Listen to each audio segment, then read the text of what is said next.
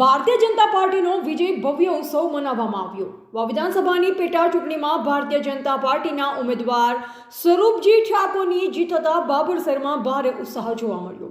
બાબરવાવ circle પાસે ભારતીય જનતા પાર્ટીના આગેવાનો, કાર્યકરો સહિતના લોકો મોટી સંખ્યામાં ઉપસ્થિત રહ્યા। બાબરવાવ સર્કલ પર મોં મીઠું કરી ફટાકડા ફોડી ઢોલ નગારા સાથે ભારતીય જનતા પાર્ટીનો વિજય જશ્ન મનાવવામાં આવ્યો। ભારતીય જનતા પાર્ટીના જીતના સમાચાર વાયુવેગે પ્રસરી જતા બાબર શહેરમાં શેરીએ અને ગલીએ ગલીએ ફટાકડા ફોડ્યા। ભારતીય જનતા પાર્ટીની જીત થતાં બાબર શહેરમાં વાવ સર્કલ પાસે ભારે ભીડ જોવા મળી।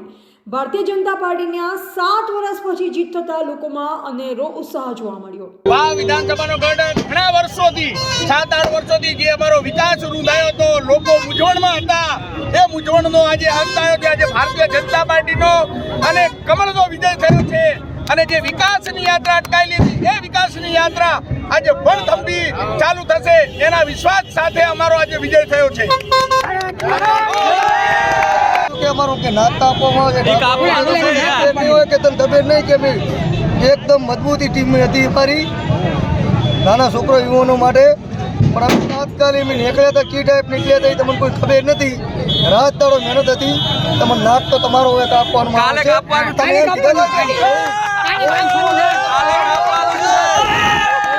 જવાબ મળશે, કોઈનો જવાબ તો તમને મળશે।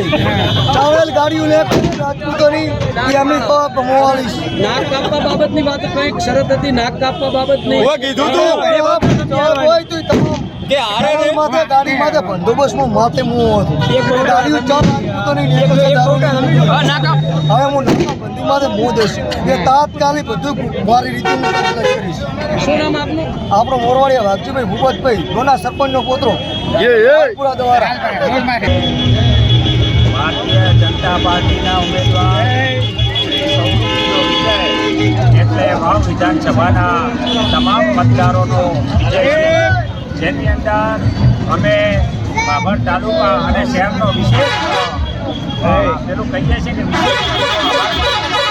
કે ભારતીય જનતા પાર્ટીએ બાબર તાલુકા અને શહેરે ખૂબ મોટી લીડ આપી અને આજે જનતા પાર્ટીનું કમળ ખીલાયું છે। આવનારા સમયની અંદર આપણા વિકાસને બ્રેક ન લાગે એના માટે કરી આજે જે આ ચૂંટણીની અંદર ઉમેદવારોએ જે ભારતીય જનતા પાર્ટીને સૌ મતદારોનો હું આ તબક્કે ખૂબ ખૂબ આભાર માનું છું। અસ્તુ ભારત માતા કી જય। અહેવાલ ગોપાલ કે પૂજારા, સંબંધ ભારત ન્યૂઝ, બાબર, બનાસકાંઠા।